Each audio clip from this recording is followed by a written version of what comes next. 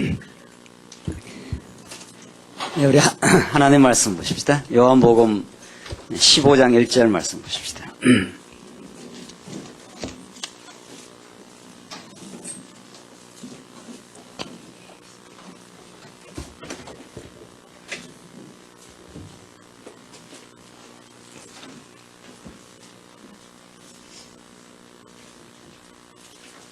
예.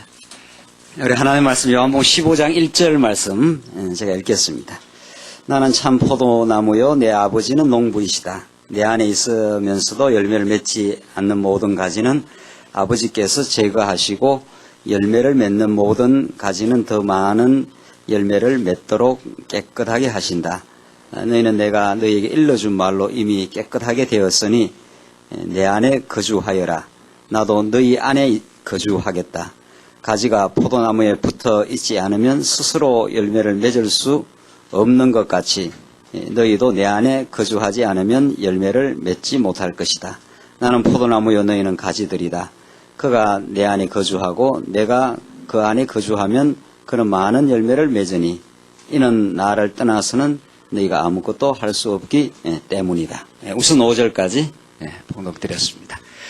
우리 오늘 교재 208페이지 보십시다. 208페이지 기독교 윤리의 과정과 목적이라는 주제를 오늘 공부하도록 그렇게 하겠습니다. 우리 지금 기독교 윤리의 개관 전체적 그 흐름을 지금 공부하고 계시는데 제일 첫째 항목이 기독교 윤리의 행위자와 주관자.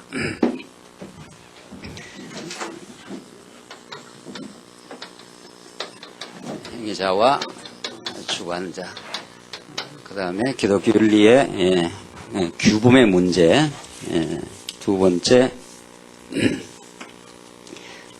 기독교 윤리의 근거와 규범의 문제.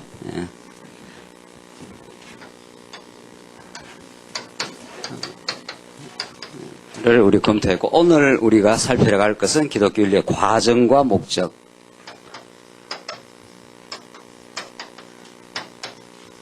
오늘 이 부분을 우리가 살펴가도록 하겠습니다.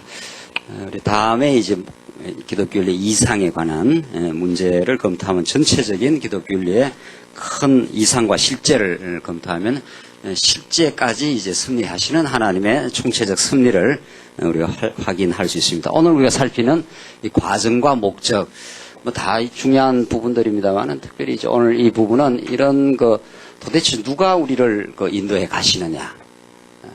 우리 행위를 주관하시는 분, 우리 겉으로 볼 때 우리 인간이 다 주체적으로 판단하고 결정하고 생각하고 다 우리가 행하는 같이 보이는데 궁극적으로 우리의 생각, 감정, 의지, 결단 누가 주관하시느냐 하는 문제, 그리고 그 구체적인 그 움직여가게 하는 그 힘의 근거, 우리를 움직이는 그 규범이 밖에서 우리를 규제하느냐, 내 안에서 사랑의 규범, 사랑의 법이 나를 움직여가느냐 하는 문제. 전부 굉장히 많은 이 생각을 하게 하는 성경 전체를 통해서 이제 우리 인간의 가치로운 행위, 우리의 삶의 행위 문제를 거론할 때 다 중요한 것들이죠. 궁극적인 주관자가 계신다. 그 주관자가 예수 그리스도를 통해서 내 안에 나를 움직여가게 하시는 그 사랑의 법을, 하나님의 은혜와 사랑의 법을 내 신비에다가 새겨가지고 나를 움직여가게 하신다. 이건 정말 신비로운 성령 하나님의 그 역사인 거죠. 그래서 그런 것까지 우리가 지난 시간 공부했는데, 오늘은 이제 기독교의 과정과 목적입니다. 우리 삶은 무수한 과정에 지금 연속성에 지금 우리 삶이 진행되고 있는 거죠. 나서 죽을 때까지. 이스라엘 역사로 말하면은 아브라함을 불러서 자손 땅 통치 언약을 이루고 그들이 다시 나라를 이루어서 쪼개졌다가 다시 바벨론을 갔다가 돌아오는 그 긴 그 역사의 과정. 우리 신약 성경으로 말하면은 하나님께서 예수 그리스도를 이 땅에 보내어서 하나님 나라의 기초를 설립하고 그것이 승리의 날까지 계속 하나님께서 한 과정을 섭리해 가신 그 긴 과정이 있습니다. 인생이라는 건 길게 보면 굉장히 사실은 그 점들의 연속으로서 길이 길고, 뭐 영혼에 비춰보면 또 한밤의 경정처럼 짧고 그런 거죠. 그래서 우리 기독교인의 오늘 이 과정과 목적 굉장히 이제 중요한 그 대목에 와 있습니다. 이 부분을 이제 잘 이해를 해야 마지막 이 기독교 윤리의 이상과 실제, 정말 우리가 꿈꾸는 이상이라는 꿈입니다. 하나님이 주신 우리가 어떤 이상을 하나님께서 이루어가기 위해서 도무지 이상이 없는 인생, 그건 이제 죽은 인생인 거죠. 우리 인생을 하나님께서 주신 그 소원, 하나님 주신 현대말로 말하면 꿈, 이상 이런 게 있지 않겠어요? 도무지 이상 없는 그 인생을 우리가 말할 수 있나요? 누구나 다 그 이상이 있기 때문에 사는 거 아니에요. 그것을 어떤 그 실제로 하나님께서 이루어가게 하시는가. 여기까지 하면 이제 전체 그림이 그려지는 거죠. 그래서, 이런 큰 그림을 이제 그려놓고, 우리 하나님의 말씀을 우리가 생각할 때도 그렇고, 기독교를 생각할 때도 큰 그림을 그리고, 내가 어떤 위치에 있고, 어떻게 하나님께서 나를 인도해 가시느냐인데, 오늘은 아주 구체적인 이제, 그 과정을 하나님께서 섭리해 가시는데 그것을 어떻게 이해하느냐. 자, 체감 교재 우선 읽어보고 이걸 설명해 하도록 하십시다. 기독교 윤리학이란 성도의 삶 전반에 대한 신학적 원리를 제공하는 것이다. 그러므로 이게는 성도의 삶의 총체적인 과정에 대한 이해가 반드시 필요하게 된다. 그러나 이렇게 되죠. 이것이 정말 총체적인 인생 처음부터 끝까지 총체적인 과정에 대한 심도 있는 이해가 필요한데 보수 신학이든 자유주의 신학이든 막론하고 기존의 기독교 윤리학에서는 이에 대한 논의가 거의 부재하거나 간혹 있다고 하더라도 성경의 논리에 근거한 체계적인 접근을 찾아보기가 어렵다. 이게 중요한 거예요. 성경이 체계적인 접근을 해야 우리 인생의 한순간도 놓지 않고 욥기 표현을 따르자면 욥기에서 그런 표현이 나와요. 하나님께서 나를 침 삼킬 동안도 놓지 않고 인도한다. 이런 표현이 있어요. 침을 약간 삼키려면 약간 그 순간에 침을 삼키지 않나요? 욥기서 정말 너무 시적이고 놀라운 표현이에요. 가만히 생각하니까 제 인생을 생각해도 그런 거더라고요. 침 삼킬 동안도 나를 이렇게 놓지 않고 개입하고 주관하고 지금까지 인도해 오셨다는 겁니다. 욥기의 그 절규는 좀 개입 안 했으면 좋겠다. 내가 너무 고통스러우니까 나를 그냥 내버려 둬가지고 좀 내 뜻대로 내 편한 대로 좀 살았으면 좋겠는데 하나님은 그렇게 안 하고 아주 지배할 정도로 한 남자가 한 여인을 사랑할 때 막 집요하게 따라다니는 그런 경험 안 해봤습니까? 예. 그러면 너무 좋은 거죠. 알고 보면. 막 집요하게, 무슨 수단 방법을 통해서, 누가 그래요. 목적이 분명하면 방법이 날카로워져가지고, 무슨 수단 방법을 통해서도 어디 있는 것을 알고 찾아오고, 이렇게 개입을 한다 이런 뜻입니다. 욥기가 그런 뜻이. 이 침상길 동안도 나를 놓지를 않고 개입하시고 주관하시고 인도해 오신 하나님, 이런 하나님. 이게 성경은 우리 인생 전체에 대한 체계적인 접근을, 조망을 이렇게 해주기 때문에 어떤 것은 더 중요하고 어떤 것은 덜 중요하다 이런 것이 이제 오늘 이걸 살피면 바른 목적을 설정한 인생, 하나님께서 하나님 여호와 되심, 이런 하나님의 영광, 이제 이게 우리가 덜 강조하는 말씀인데 이걸 바르게, 이런 목적을 바르게 하나님께서 가르쳐주고 주제를 가르쳐주고 우리는 이쯤 살고 있는 거 아니에요. 이렇게 한 30대 같으면 이쯤 살고 있고, 한 50대나 60대는 이쯤 살고 있고, 70, 80대는 이쯤 살고 있을 거고, 이렇게 가고 있는데, 이 목적을 향한 목적이 바르게 정립이 되고 또 하나님 목적 가운데 우리 인생을 섭리하기 때문에 이 과정이 어떤 건 더 중요하고 어떤 건 덜 중요하다. 자기가 봤을 때 옛날에 가난하고 힘들었을 때는 안 좋은 거고 지금 그런 대로 살만하면 좋은 거고 이런 거 굉장히 많이 아팠을 때 사람이 아프면 인생이 구겨지는 거거든요. 현실적으로 말하면 우리가 이만큼 건강하니까 인생의 아름다움을 어쩌고 저쩌고 노래하는 것 같은데 사실 인생이 진짜 한번 아파봤다 하면은 아픈 게 그냥 아픈 게 아니고 그냥 암 몇 기에 들어갔다 하면은 자기 인생을 돌아볼 때 이거 막 싹 없어지면 좋거나 뭐 낫거나 해야 되지 이렇게 산다는 건 인생에서 있어서는 안 되겠다. 이런 우리가 가치 판단한단 말이죠. 그런 때가 있어요, 실제로. 너무 심각한 고통을 겪을 때. 정말 그 인생이 우리가 이렇게 멀쩡하게 있는 것 해도 하나님께서 한번 욥기처럼 심삼킬 순간도 안 주고 우리를 개입하기 시작하면은 하나님 영광을 드러내기 위해서 개입하기 시작하면은 말할 수 없는 과정을 겪치는 거 아니에요. 그러니까 이 과정은 내 인생에서 지워버려야 될, 없애야 될 그런 고통의 시간들. 지금 좀 회복이 되었을 때 이건 좋은 시간들. 이렇게 보는 거냐 말이죠. 자, 이제 이런 심각한 문제가 있어요. 이렇게 우리 인생을 봐야 되는 거냐. 안 그러면 이 시간도 하나님께서 침상길 순간도 놔두지 않고 개입해 오신 하나님.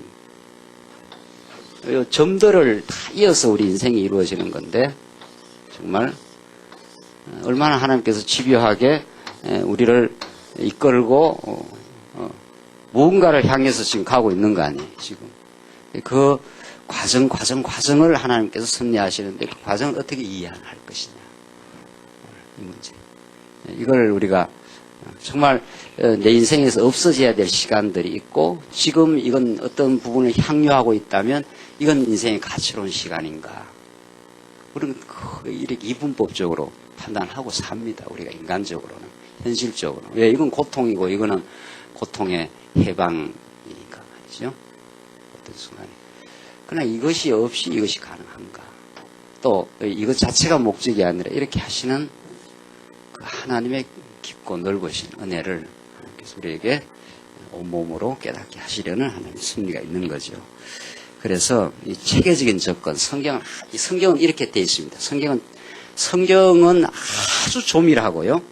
성경은 정말 우리가 이렇게 조밀한 그 체에다가 뭐를 이렇게 열과할 때 아주 조밀한 체가 있잖아요. 펑크가 나 있지 않다 이 말이죠. 성경은 너무 조밀하고 성경 진리는 창세기부터 계시록까지 너무 이렇게 조밀하기 때문에 이 성경을 치밀하고 구조적으로 체계적으로 이렇게 읽으면 읽을수록 그 진리에 비추은 인생의 과정들을 정말 필요했구나. 정말 내한테 인생에 있어야 되는 일이구나. 그 고통의 시간도 내한테는 의미 있었구나. 이렇게 해석을 해준다는 겁니다.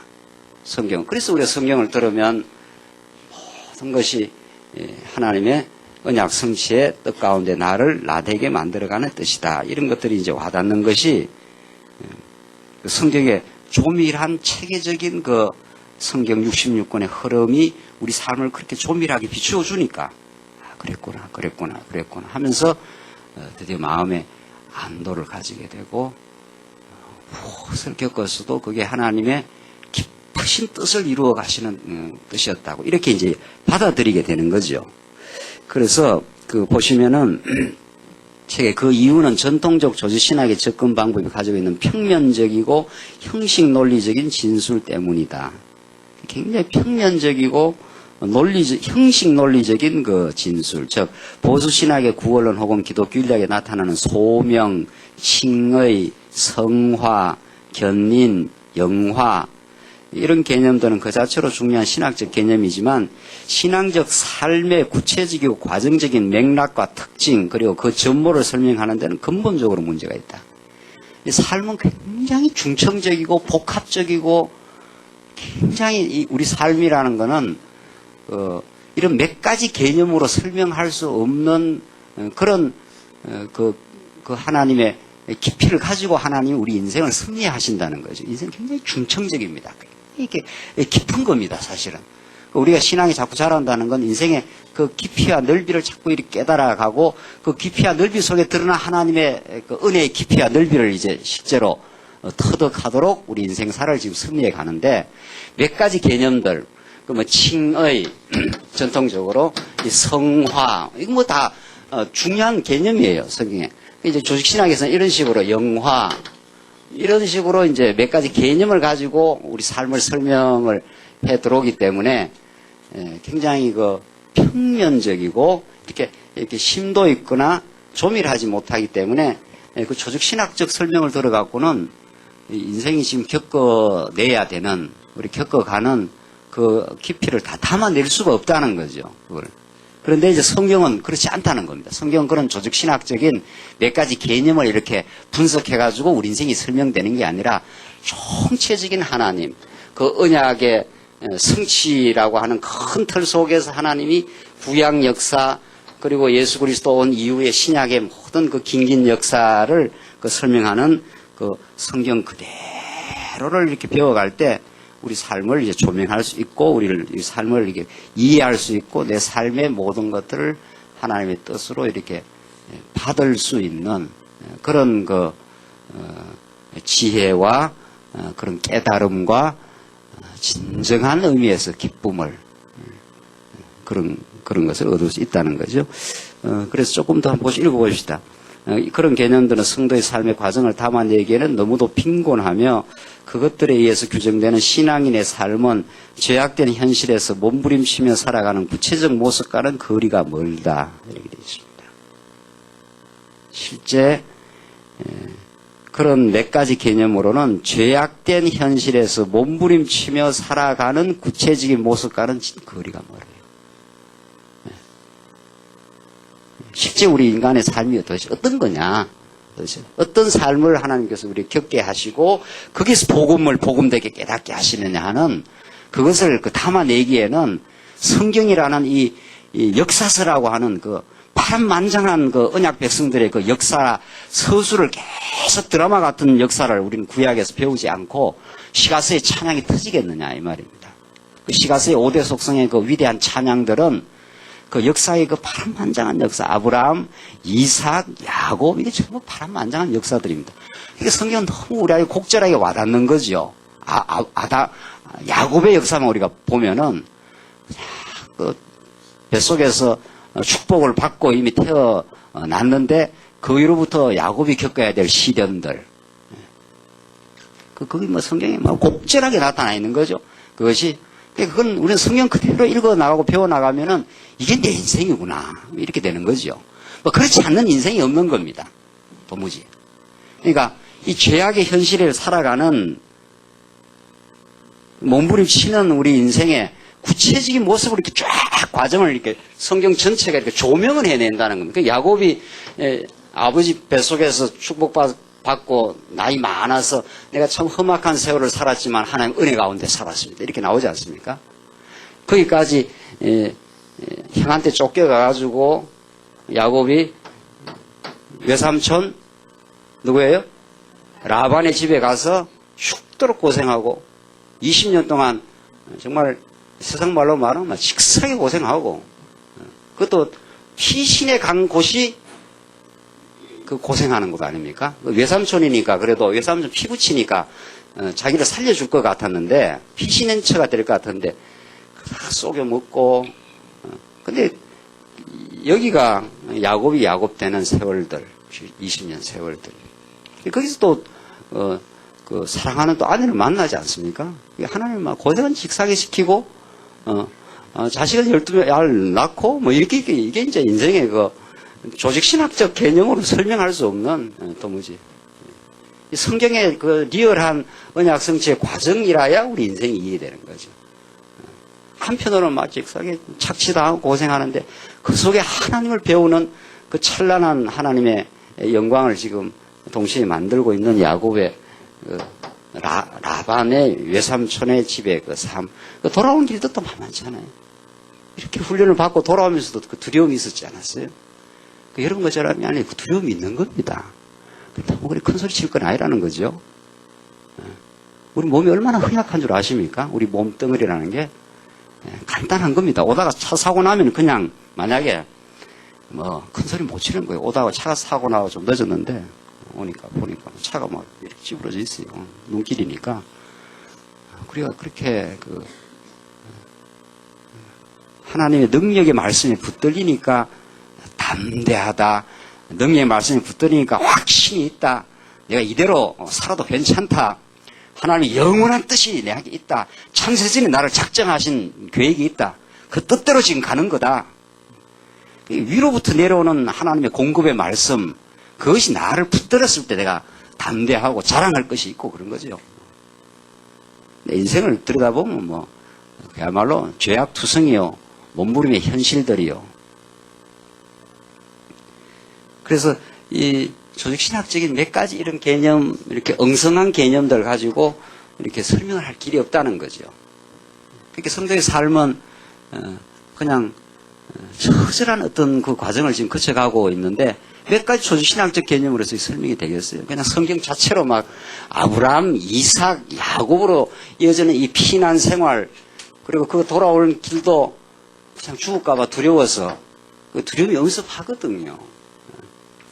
인간에게. 그러나 하나님께서 야복강에서 야곱과 막 실험해 주지 않습니까? 그 야곱강의 실험, 막 처절한 실험입니다. 정말. 하나님 당신이 약속했지 않습니까? 내가 내 혼자 어떤 그냥 살다 죽어버려도 되는데 이 처자식들 이것들 데리고 지금 약속의 땅으로 돌아오고 있는데 어떻게 해야 됩니까? 하나님께서 야곱강에서 처절하게 그 실험을 하지 않습니까? 하나님과 우리가 눈물로 애통하는 상 가운데 어찌할 바 모르는 상 가운데 하나님께 막 매달리는 그런 처절한 과정을 거치면서 신앙이 이렇게 터득되고 너가 이겼다 해주겠다 이렇게 한 거죠. 너가 이스라엘에 이제는 야곱이라 하지 않겠다. 정말 너무 복음입니다. 그게 예수 그리스도가 죽는 자리입니다. 그 자리가. 예수가 우리를 져주신 거예요. 우리한테. 우리 부모가 자식 막 몸부림치다가 사랑으로 그냥 져주는 것처럼 하나님 능력이 없습니까? 뭘 못합니까? 얼마든지 우리를 지금 붙들고 인도할 수 있는 하나님께서 이렇게 처절한 과정들을 거쳐요. 이 과정들. 그러니까 이런 과정이 없이 야곱이 되지 않는다는 거죠. 도무지. 그러니까 성경은 이렇게 논리적으로 되어 있을 뿐 아니라 굉장히 이렇게 중청적이고 깊습니다. 이렇게. 그 과정은 아주 곡절합니다만. 이상적으로는 쫙 직선적으로 빠져나가잖아요. 모든 게 하나님의 작정이다. 이렇게 이게 먼저 나와야 돼. 그 하나님 주권과 전능하심. 이게 욥기의 그 전능하심이 이제 먼저 나와야 되지 않나요? 근데 시편을 보면은 욥기는 하나님의 전능하심인데 시편을 보면 다윗의 인생 전부가 막 방황이요, 몸부림이요, 쫓겨나는 세월이요, 또 왕으로 등극해서 막 통치하지만 또 자식한테 한 또 쫓겨나가는 세월. 그 인생이 다 그런 겁니다. 여러분은 안 그렇습니까? 여기 앉아 계셔도 난 여러분 잘 모르니까 어떻게 살아오시는지 알고 보면 다 이렇지 안 되는 언약 백성은 이렇지 않는 사람이 없더라고요. 이렇지 않는 사람이 없습니다. 이 이야기를 우리가 함께 나누는 것이 신앙의 교제라 이렇게 되어 있습니다. 신앙의 교제가 깊다는 건 내가 밑바닥 쳤습니다. 정말 내가 어디 할 수도 없습니다. 나는 짐승이었습니다. 나는 인생이 아닙니다. 이 시편이 막 나옵니다. 하나님 내가 범죄할 때는 내가 악악되고 괴로워할 때는 내 자신의 영광이 도취되었을 때는 나는 그야말로 하나님의 은혜가 아니면 살 수 없는 짐승이었습니다. 나는 당신의 은혜로 삽니다. 나는 그리스도가 아니면 살 수가 없습니다. 그래서 나는 언약의 말씀을 의지하고 오늘 이 자리에 나왔습니다. 야곱이 막 돌아오면서도 두려워해가지고 그 약속의 땅을 분명히 정해놓은 건데도 두려워했지 않습니까? 예수가 다가오니까. 그래서 하나님은 그 두려움을 없이 해주려고 스스로는 두려움을 없앨 수가 없으니까 죽을 것 같으니까 부딪히면 두려움이 그래 있는 거예요. 우리 안에. 하나님이 야곱에게 찾아와서 야복강에서 실험을 해준 거예요. 몸부림을 쳐준 거예요. 내가 널 버리지 않아. 너는 내 자녀야. 너는 반드시 승리해. 괜찮아. 막 이렇게 해준 거예요. 내가 너 져주마. 해서 그 상처만 내고 깨닫게 해서 평생 하나님이 나와 함께 해주신 하나님이구나. 그걸 야곱이 깨닫고 마지막에 야곱이 내가 참 험악한 세월을 살았지만 하나님의 절절한 은혜로 살았습니다. 정말 당신이 여호와십니다. 이렇게 깨달아간 거죠. 우리 삶은 그런 겁니다. 우리 삶의 깊이가 얼마나 깊은지 우리는 다 알 길이 없는 겁니다. 우리는 그저 망각하고 삶의 그 처절한 세월들을 자꾸 잊어버리려고 하고 그저 내 좋은 대로 살려고 하는 이 육신적 병든 옛 자아 때문에 은혜의 깊이를 자꾸 우리가 놓치지만은 오늘 진짜 하나님께서 우리의 하나님의 위대한 계시의 말씀으로 등장하시고 그 하나님의 위대한 영광을 노래 부르게 하기 위한 하나님의 강력한 목적을 가지고 한 걸음 한 걸음을 처절했던 삶을 이끌어 나가시고 우리를 보호하시고 정말 은혜의 말씀으로 붙들어 가시고 당신만을 찬양하게 만드는 당신의 깃발만을 부르게 만드는 그런 인생 만들어 간다는 거 아닙니까? 그 과정이 하나도 우리한테는 필요하지 않는 과정이 하나도 없었다. 이걸 노래 부르는 게 그 시편 전체 다입니다. 시편 전체 다는 뭐 다윗이 죄악 가운데 몸부림쳤던 게 51편이요. 알죠? 다윗의 그 처절한 노래들 그것들이 뭐 좋을 때만 찬양 부른 게 아니에요. 하나님 기뻐하시는 제사는 상한 심령이라. 하나님 기뻐하는 게 우리 상한 심령이래요. 그날 도대체 처음에는 어떻게 이해할 길이 없더라고요. 그 말씀의 깊이를. 뭘 하나님 기뻐하는 제사가 상한 심령이래요. 우리가 마음이 속이 상하고 죄 때문에 어찌할까 모르고 그걸 하나님 기뻐하신다는 거예요. 예수님 말씀하고 똑같아요. 의에 줄이고 목마른 자, 애통하는 자, 그가 위로를 받을 것이며. 우리는 하하호하는 거 좋아하지만은 하나님은 우리를 애통케 하는 이 심령을 만드시고 우리가 어떻게 할 수 없습니다라고 하나님께 두 손 들게 만들고 그렇게 주를 찬양하는 인생으로 만드는. 그래서 예수에게 한번 그런 말씀으로 붙들리기 시작하면은 이제는 어떤 일도 감내할 수 있습니다. 하나님 나를 승리의 길로 인도하신 걸 믿습니다. 야곱이 이제 그때부터 담대해지는 거 아니에요? 그 처절한 과정을 거치고 그래서 그 예수로 자랑하는 인생 되게 하려고 내가 십자가와 그리스도만을 자랑하고 그렇게 산다. 다윗이 막 철철 막 그때부터는 그런 그 과정을 몇 차례 겪고 나면 막 철철 넘치는 거죠. 그때부터는 지금 죽어도 좋고 이렇게 막 나가는 거죠. 그게 그냥 된 게 아니라 그런 과정들을 다 거쳐왔다. 이런 과정들. 내 인생에서 하나도 치울 곳이 없습니다. 그 목적을 이루어 가는데 내게는 열매를 만들어 가는데 이렇게 돼 있어요. 결국 하나님이 목적을 깨닫게 하시고 내 인생에서는 열매를 이루어 씨앗을 뿌리신 하나님께서 나는 뭐 창세전에 하나님의 귀한 자녀로 생명의 씨앗으로 딱 정해져 있어요. 근데 그것이 이렇게 비바람을 맞고 시련을 거치고 하면서 이렇게 자라가는 거거든요. 하나님께서 결국 우리를 열매 맺게 하십니다. 하나님 허투루 우리한테 인생을 승리한 적이 없습니다. 이렇게 우리가 성경 전체를 배워나가면은 결국 우리를 양육하시고 결국 우리를 무장하시고 잘 싸워가게 하고 승리를 구가하도록 하나님께서 그렇게 계속 인도하는. 그러니까 성경은 그렇게 배우면은 그렇게 가면 갈수록 막 이렇게 이걸 흥미있다 하기에는 너무 깊어요. 세상 말로 하면 흥미진진한 건데 어떻게 성경을 이렇게 흥미거리로 볼 수가 있겠나요? 이게 영혼의 말씀이라서. 그러나 하여튼 세상적 표현을 좀 쓰면은 갈수록 흥미진진한 거예요. 갈수록 이게 진행할수록 그 성경 여기저기 배우는 거 아니라는 거 아니에요. 세상에 이런 말씀이 우리한테 드러난 거예요. 세상에. 세상에 여기 한 귀절 떼고 저기 한 귀절 떼고 갑자기 뭐 마태복음 하다가 그 다음 날에는 뭐 그 다음 주에는 뭐 출입교를 갔다가 이게 뭐 정신 사나워서 알 수가 있나요? 하나님의 말씀을. 인생의 깊이를 이렇게 깨달아가기가 참 어려운 게 아니라 불가능한 거죠. 하나님은 우리 인생을 씨앗을 심어서 이 포도나무 우리 처음 말씀 봉독드린 말씀이 그거 아닙니까? 이렇게 포도나무가 정말 아름답게 열매를 맺히기까지 농부가 계시지 않습니까? 여기에 씨앗을 심으신 포도나무 15장에 그렇게 나와 있거든요. 15장 1절 말씀에 나는 참 포도나무에 내 아버지는 농부이시다. 포도나무 비유가 아니라 사실은 아버지가 포도나무를 심은 거예요. 사실은. 그렇게 시작이 되는 거 아니에요. 그러니까 이 과정을 어떻게 어떤 궁극적 목적에 의해서 과정을 이해하느냐 하는 것은 우리 삶을 이해하고 기독교 윤리학을 이해하는 데 있어서 너무도 중요합니다. 조금 더 읽어보면서 설명해 봅시다. 그러나 그 문단 나뉘어진 성경신학은 하나님을 증거하되 언약과 성취라는 역사적인 과정을 계시 방편으로 사용하고 있기 때문에 이렇게 되죠.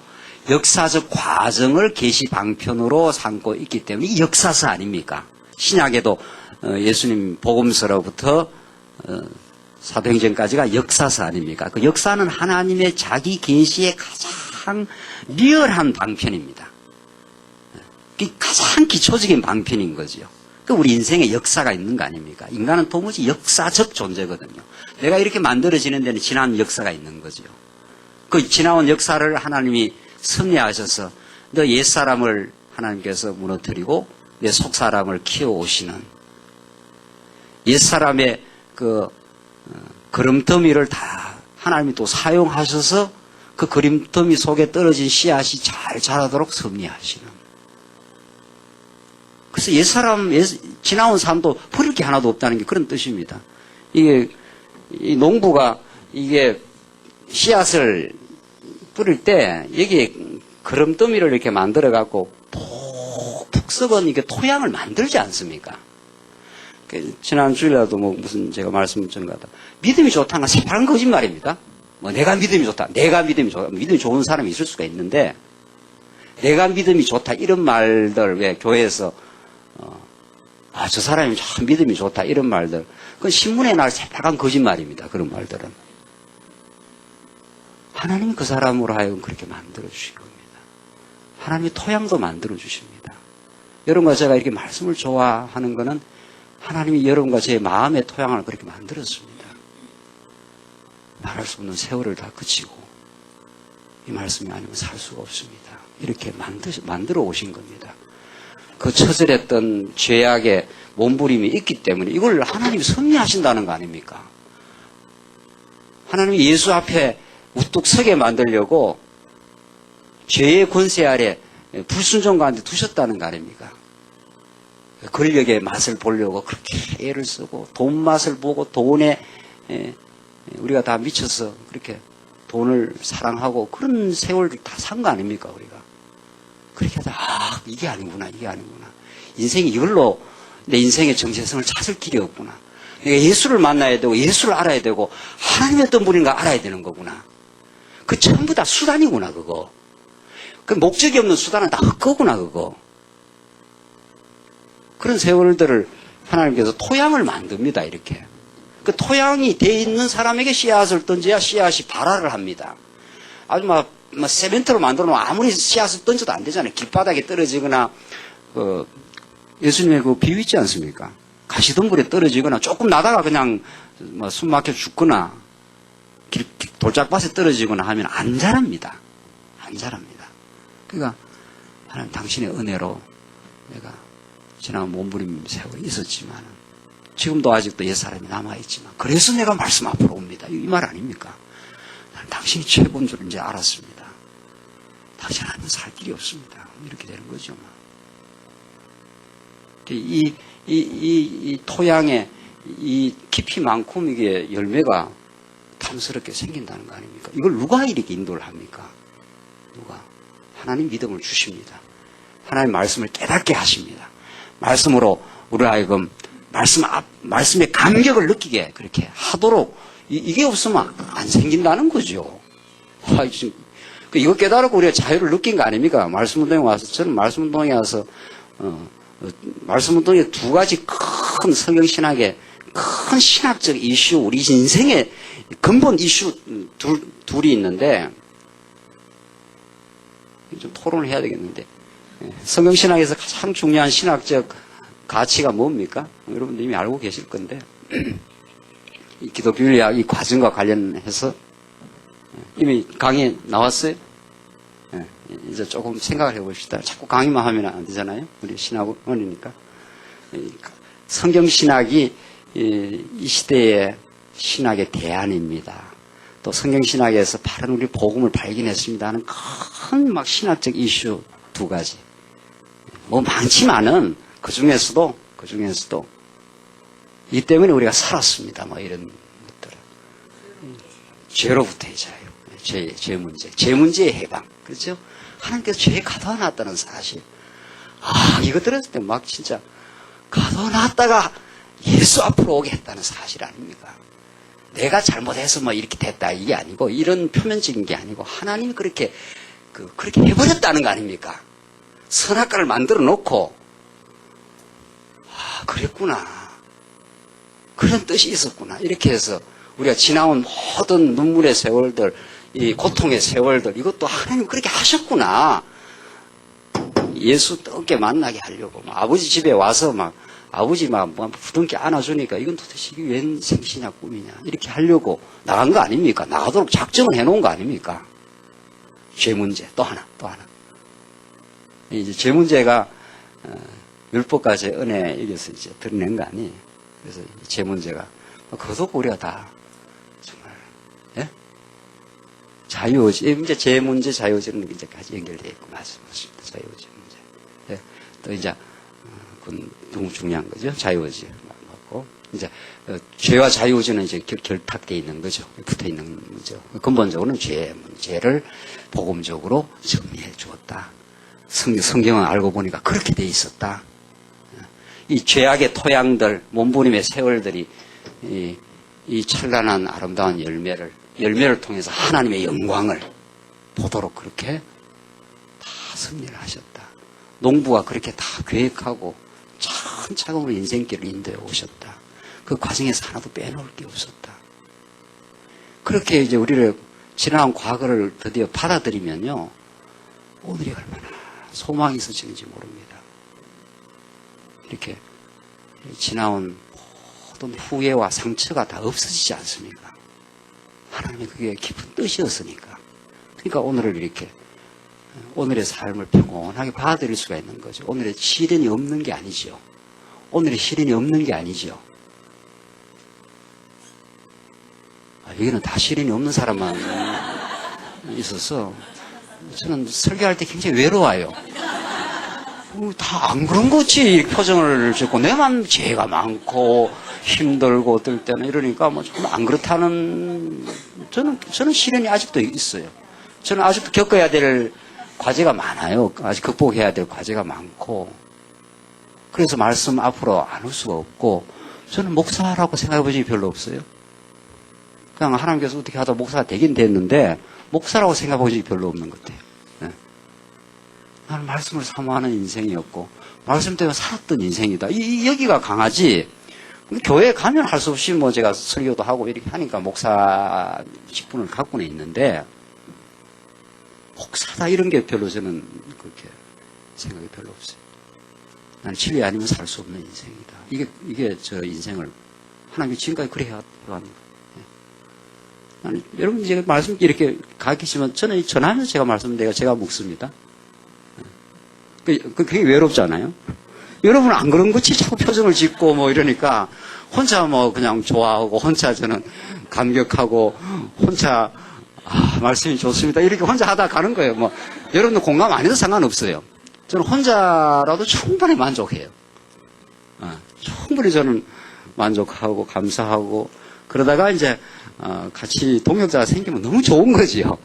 그거는 금상첨화예요. 금상첨화. 이야기하다 또 예? 감이 감이 하는 게 중요한 게 아니고 같이 시련이 있다 이 말이죠. 시련이 안 끝납니다. 언제까지? 죽는다까지 안 끝납니다. 제가 연세 드신 분들을 제가 관찰해 봤습니다. 우리 교회 연세 드신 분이 굉장히 많아요. 많고 제가 최근에 책을 한번 읽었습니다. 노년에서 배울 수 있는 것 이렇게 해서 그 서문을 내가 읽었는데 종교학자가 그 서문을 썼는데 제가 절절해요. 절절해. 나는 70이 되면 신선이 되는 줄 알았습니다. 그 사람은 굉장히 진지한 학문을 추구한 사람이었습니다. 저 개인적으로 아는 사람인데 나는 70이 되면 신선이 되는 줄 알았습니다. 그러나 70이 되어도 위험이 아직 있습니다. 나는 70이 되었는데도 아직도 과거의 상처가 아직도 때때마다 되살아납니다. 이런 이야기들이에요. 그런 이야기들. 그래서 내가 죽는 자리가 의학 병실의 도구들이 어지럽게 늘어있는 그 자리에서 내가 죽을지 어디서 죽을지도 모르는 죽는 자리가 그런 거더라고요. 몇 번 우리 연세 드신 권사님들 돌아가시는 거 가보니까 어지럽게 뭡니까? 링겔병이 어지럽게 있고 이런 데서 돌아가시더라니까요. 나중에는 의식도 없이 그냥 돌아가셔요. 권사님 하나님 살아계시죠? 사랑하신 거 아시죠? 그러니까 의식 있게 돌아가는 분도 있고 의식 없이 돌아가는 분도 있어요. 우리 죽음의 자리가 그런 겁니다. 어디서 죽을지도 몰라요. 제가 누가 그래갖고 나는 그 아주 좋은 이야기라고 생각하는데 예수님의 제자들은 다 객사를 했는지 어디서 죽은지도 잘 모른다는 거예요. 안 그렇습니까? 뭐 편안하게 침대에서 죽었더라 뭐 이런 말 하나도 없어요. 네, 성경에 보니까 뭐 다 객사도 했고 어디 가서 뭐 죽었고 나 그런 거예요. 우리 죽는 날까지 끝까지 하나님 앞에서 살아가도록 만드신다 이런 뜻입니다. 하나님 은혜로만 우리가 죽는 자리까지도 하나님 은혜를 의지하는 자리로 하나님이 만드신다 이런 뜻이지요. 네. 이 땅이 영원한 천국이 이루어지기까지는 예수로만 살도록 하나님께서 그렇게 작정을 해 놓으셨다 이런 뜻인 거죠. 그러니까 한편 생각하면 좀 인간적으로 생각하면 어떨 때는 좀 힘든 부분도 있고 근데 신앙적으로 생각을 하면 펄펄 힘이 나는 거죠. 맞아. 뭘 우리는 경험해도 괜찮다. 지금까지도 그렇게 해오신 하나님이니까 나를 나되게 하셔서 하나님의 영광을 노래하도록 그렇게 작정하고 이렇게 인도해 오신 분이시니까 그 토양을 만드시되 이런 토양을 정해놓고 이끌어왔다는 거 아닙니까? 이게 있기 때문에 막 우리가 말씀을 빨아들이면서 쫙쫙 자라지 않습니까? 이런 죄악과 몸부림의 그 토양을 하나님이 만들어 놓고 말씀으로 쫙 말씀이 막 끌리도록 만듭니다. 말씀. 도대체 말씀을 안 들으면 안 되도록 막 그렇게 만들어 버리신 하나님. 그래서 역사적인 과정을 계시 방편으로 사는 게 굉장히 중요한 거예요. 그래서 성경은 역사서부터 배우게 돼 있는 거죠. 나는 이게 성경이 뭐 이렇게 역사서, 시가서, 선지서 이런 그 과정으로 되어 있다는 것도 참 너무 놀라운 거예요, 정말. 시가서가 먼저 튀어나오면 안 되잖아요. 제가 뭐 시가서도 배우라 이러면 어떻게 그 감이 오겠어요. 역사서를 쫙 배우고 아브라함의 역사, 특별히 이제 그 다윗의 역사, 왜냐하면 하나님께서 다윗을 통해서 시를 많이 쓰게 하기 때문에 뭐 그 이전에 사람들도 다 하나님 찬양하고 했지만 모세도 그렇고 했지만 특별히 이제 하나님이 다윗에게는 그 시를 많이 쓰도록 그렇게 은사를 줘가지고 다윗의 그 역사를 쫙 사무엘상하 처음 들을 때 정말 정말 뭐 하늘이 쪼개지면서 그걸 소위 말해 천지개벽이라 합니다. 난 30년 전에 사무엘상하를 들었는데 그 제일 처음에 들은 게 에베소서고 그 다음에 아마 사무엘상하인데 근데 하늘이 쫙 쪼개지면서 천지개벽이 쫙 일어나더라고요. 다윗이 그 피비린내 나는 그 역사들, 범죄와 허물들, 그리고 다윗이 그 범죄하고 나서 그 자식들이 막 그 근친 상간이 일어나고 막 그 형제가 막 일어나고 막 다윗이 이런 말할 수 없는 고통의 역사를 거쳐가고 쫓겨나고 그 사무엘상하 세상이 사무엘상하처럼 그런 역사가 없습니다. 어떤 세상의 소설 막 그 굉장한 소설도 이렇게 한 인생을 그렇게 그려놓은 게 없죠. 그게 다윗으로 하여금 이런 열매를 만들고 찬양을 만드는 과정이라는 거 아닙니까? 그래서 역사서가 먼저 나오는 겁니다. 그러니까 우리가 이제 시간이 있으시면 성경이 우리는 이제 말씀을 물론 세세하게 공부하는 거는 늘 양식으로 공부하는 거니까 역사서를 생각하고 시가서를 생각해 보십시오. 그렇죠? 우리가 늘 그런 걸 자꾸 이제 묵상하는 하나님 내 인생의 역사가 이랬습니다. 역사서, 시가서 이래 돼 있잖아요. 하나님의 인생의 역사가 참 시련도 많았습니다. 눈물의 골짜기도 거쳤습니다. 그 골짜기를 거치고 환희를 하기도 했습니다. 결국은 이것이 무슨 뜻입니까?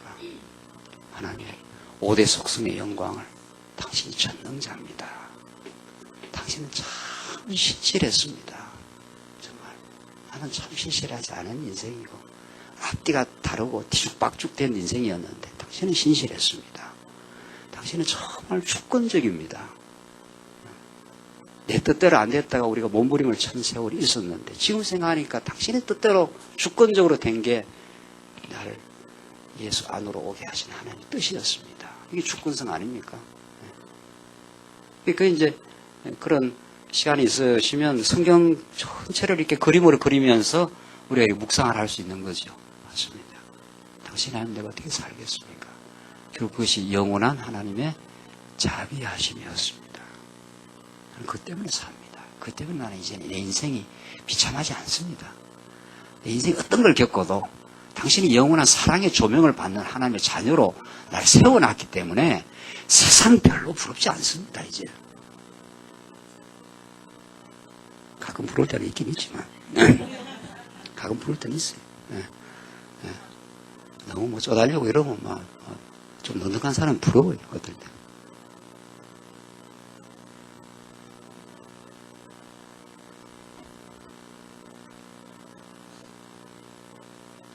역사적인 과정을 계시 방편으로 사용하고 있기 때문에 신앙인의 삶의 과정적인 면모를 구체적이고도 실감나게 드러내준다. 성경이 그렇다는 겁니다. 그래서 성경은 참 조밀합니다.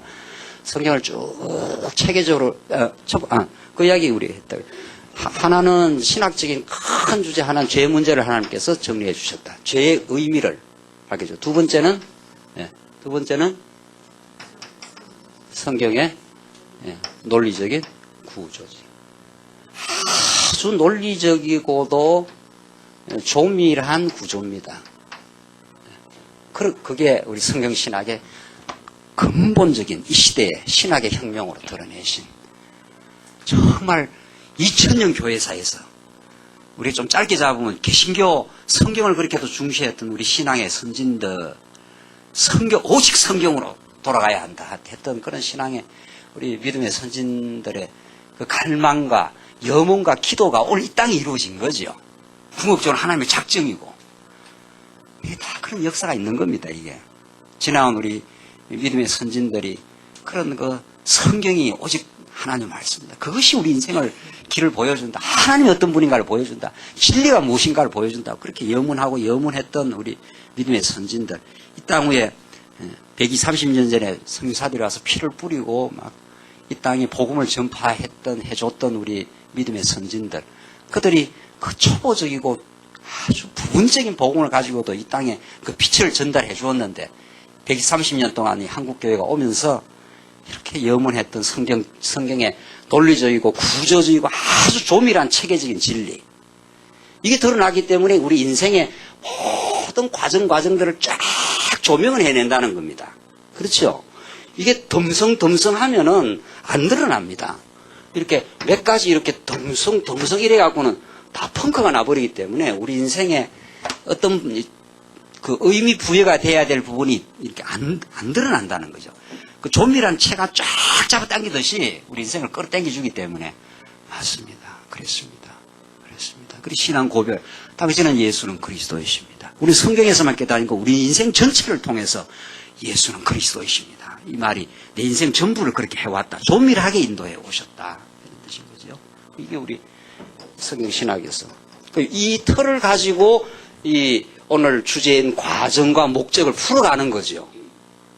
죄를 하나님께서 은혜를 깨닫게 하는 적극적인 방편으로 우리 인생을 낮추시는 적극적인 방편으로 여호와 하나님만을 찬양 부르는 적극적인 방편으로 쓰신 거 아니에요.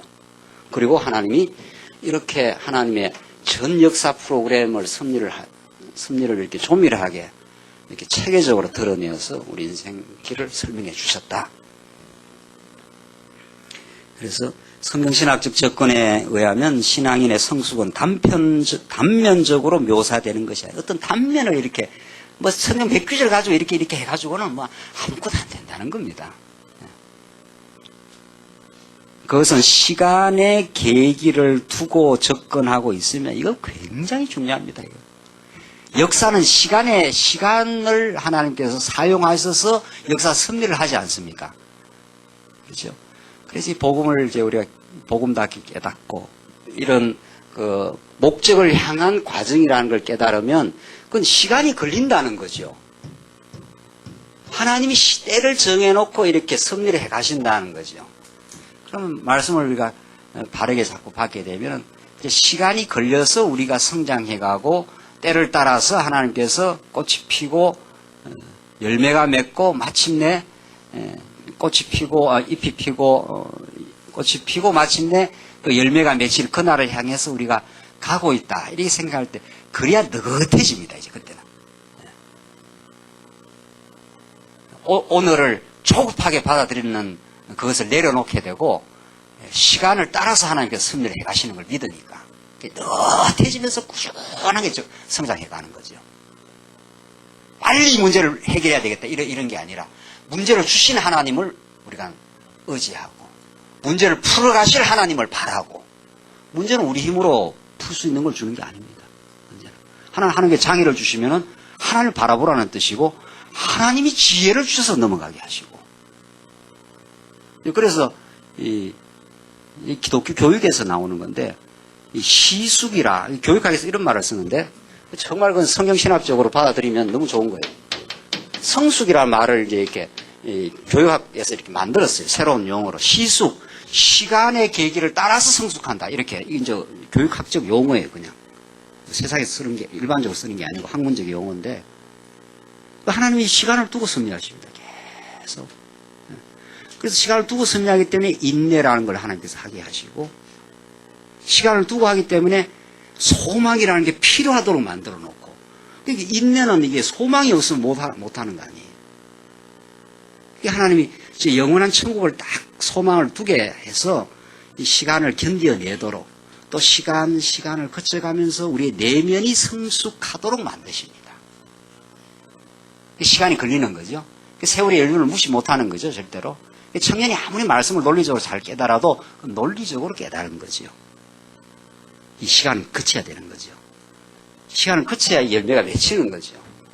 봄에 씨앗을 농부가 심으면 이게 금방 이렇게 되는 건 아니잖아요. 시간을 거쳐야 됩니다. 그러니까 시간을 거쳐간다 이렇게 했을 때는 굉장히 마음의 안정이 오고 느긋해지고, 그 세상 말로 말하면 배짱이 생기고 그런 겁니다. 죽일 테면 죽여라. 하나님께서 나를 키워가고 시간을 거쳐가서 반드시 이루어야 될 그 약속의 땅에 이르고야 마실 것이다. 그 시간을 훌렁 뛰어넘어가는 건 없다는 거예요. 그 농부의 심정, 아버지의 심정이 그렇게 우리를 시간의 계기를 두고 키워가기 때문에 우리는 과정을 비로소 이렇게 급하게 넘어가려고 하지 않고 급하게 목적에 이르는 게, 목적은 뭐 딱 정해져 있는 거니까 이 목적을 향해서 하나하나. 여러분들 아이를 금방 낳았는데 금방 한 20살로 확 커버렸다고 얼마나 징벌 맞겠습니까? 아이를 낳았는데 갑자기 20살로 커버렸다. 큰일 납니다, 그건. 그 애도 그 문제가 되고, 애도 거칠 걸 안 거쳤기 때문에 문제가 되고, 거칠 걸 다 그냥 거치고, 같이 부둥켜 안고, 기뻐하고, 괴로워할 때는 같이 부둥켜 안고, 같이 울고, 그런 과정을 거쳐서 다 정신적으로 성숙하는 거 아닙니까? 우리 인간의 정신, 우리 영적인 성숙은 더딥니다. 급하지 않습니다. 더디지만 하나님이 그 시간을 참 귀하게 우리에게 주셔서 그렇게 성장하도록 인도해 가신다. 이게 과정을 섭리하시는 하나님의 섭리. 그런 과정을 우리가 믿음으로 좀 받아들이게 될 때 굉장히 이 신앙생활이 느긋해지고 든든해지고 뭔지 모르게 그냥 소위 말해서 뭐 세상 말로 배짱이 생기고 하나님 겁날 것이 없습니다. 이제 그런 시간을 계기를 가지고 나를 키워오셨습니다. 또 앞으로도 시련이 있을 것입니다. 그러나 또 그것이 나를 더 키워가시리라 믿습니다. 더 아름다운 열매로 영거러진 열매를 만들기 위한 하나님의 섭리입니다. 이렇게 아주 막 느긋해져 버린다는 거죠. 아주 든든해진다는 거죠. 마음의 그 바탕이. 그래서 얼굴이 막 편안해져 버립니다. 괜찮습니다. 내가 겪어야 될 건 겪어야 될 줄 압니다. 이것이 나한테 더 좋다니까요. 하나님이 그렇게 말씀하셨으니까, 약속하셨으니까 하면서 빨리 문제를 해결하려고 달라들지 않고 겪겠습니다. 내 뜻대로 하지 말고 당신의 뜻대로 하시옵소서. 그것이 더 좋은 줄 내가 알고 있습니다. 이렇게 해서 아주 느긋해지고 든든해지고 그렇게 하나님께서 우리를 키워갈 겁니다. 이렇게. 그래서 이 시간의 계기를 두고 접근하고 있으며 따라서 매우 구조적이고 단계적인 과정으로 그려지고 있다. 여러분들 어땠습니까? 신약 성경에서 기초, 양육, 무장, 투쟁, 승리 이게 단계적인 거거든요. 그 순서가 그렇잖아요. 이렇게 기초에서 애가 금방 나와가지고 갑자기 이렇게 무장 이렇게 되지는 않잖아요. 기초에서 설립을 거쳐서 양육 과정이라는 게 거치고 그 다음에 튼튼하게 무장돼요. 그게 이제 물론 동시적일 수도 있어요. 그게 무슨 뭐 이렇게 단절적인 건 아니고 이제 성경이 그렇게 그려주고 있다는 거죠. 쫙 이렇게 그려주고 있다는 게 참 성경이 정말 하나님께서 너무 치밀하신 은혜구나. 이게 정말 놀라운 하나님의 말씀이구나. 어떻게 우리의 그 성장의 과정을 그렇게 잘 아시고 그렇게 하나님 여러분과 제가 하도 이 말씀을 들어가지고 뭐 이제는 그냥 우리 처음 성경 강의할 때는 그 양육, 무장, 투쟁, 승리 이렇게 쫙 늘 하지 않습니까? 지금 이런 신약에서 이렇게 성경을 단계적으로 쫙 그려주는 그런 신학이 없습니다. 그러니까 신약 성경을 그렇게 우리의 신앙의 과정을 이렇게 풀어가는 그런 방식의 신학 서적이 없는 거죠. 그러니까 먹어야 될 그 양식, 그걸 그렇게 깨닫기는 이건 정말 나무 밑에 가서 물고기 내라는 식이 되는 거죠. 그렇죠. 그런 우리는 복된 말씀, 전체적인 그런 좋은 신학적 안목을 우리가 지금 받고 있습니다. 구약에서 이스라엘 백성들의 신앙적 삶은 애굽 생활을 거쳐 광야 생활, 그리고 가나안 정령, 그 후 사사 시대를 거쳐 왕정 시대, 바벨론 포로와 회복이라는 계기들을 거치면서 하나님을 더욱 절실하게 발견하고 깨달아가는 것으로 그려지고 있다. 성경이 그렇게 되어 있다는 거예요. 세상에. 그 과정 하나도 빼놓을 수 없는 과정으로 신약에서는 교회의 기초, 설립, 양육, 무장, 투쟁, 승리라는 성숙의 과정을 가지고 묘사한다. 이 점은 묘사한다. 그래서 정말 우리 오늘 이 과정과 목적 하면서 이 하나 이 과정들을 하나님의 주권적인 섭리 가운데 우리 인생으로 하는 깊고 깊은 은혜를 깨닫게 하려고 인생의 깊이를 더해 가려고 그 높이로 말하면 하나님의 무한한 영광에 노래하는 인생 되게 만들려고 우리에게는 연그러진 정말 그리스도 안에서 단단해진 내면의 신앙을 만들게 하기 위하여 이런 구도를 가지고 하나님은 성경을 기록해 놓았고 우리 인생을 지금 과정을 섭리해 가시고 있다. 이렇게 우리가 이 과정을 이해할 때 정말 전에는 알지 못했던 우리 삶의 복음적인 의미가 조명이 되고 밝혀진다는 거죠. 그게 얼마나 우리 인생이 긍정적이 되겠습니까? 뭐가 잘 돼서 어려운 일이 없어서 긍정적인 게 아니라 맞다. 하나님이 동행하셨다. 그 언약의 하나님이 정말 우리를 노래 부르게 하시려고 그 위대한 5대 속성의 영광을 노래 부르게 하시려는 과정일 뿐이다. 그래서 이건 우리가 겪어가게 되고 하나님 우리를 더 성장하시고 우리가 무너질 건 무너지고 세워질 건 세워지게 하시는 과정을 우리가 잘 거쳐가고 있다. 이런 담대한 마음을 우리 가질 수 있는 거죠. 좀 쉬었다 하시죠.